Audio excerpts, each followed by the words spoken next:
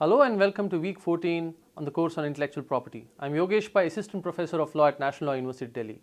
In this week, we are going to study the nature and content of IP remedies. During the week, we are going to study 4 modules. We will study the nature and content of IP remedies. Mr. Anand Padmanabhan is going to take you through some interesting facets of how injunctions, damages and accounts for profits are generally considered as remedies in the context of intellectual property, how they are structured within the course of CPC and how they interact with the intellectual property system.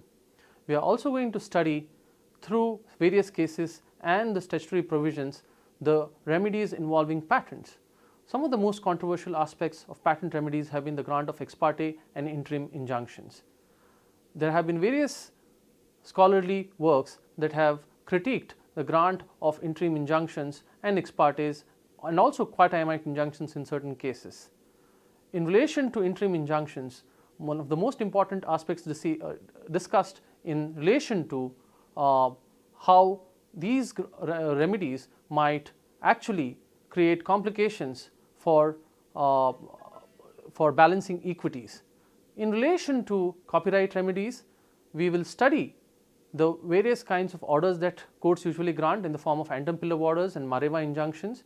We are also going to study a host of other kinds of orders like John Doe orders that have been gained notoriety over the recent years. And finally, in relation to trademark, we are going to study the various kinds of remedies in the form of injunctions and damages and accounts for profits that may be granted. During the week, we will do some exercises and we will also try and find out if a more kind of broader discussion can be held after the conclusion of the week in week 15. Until then, thank you very much.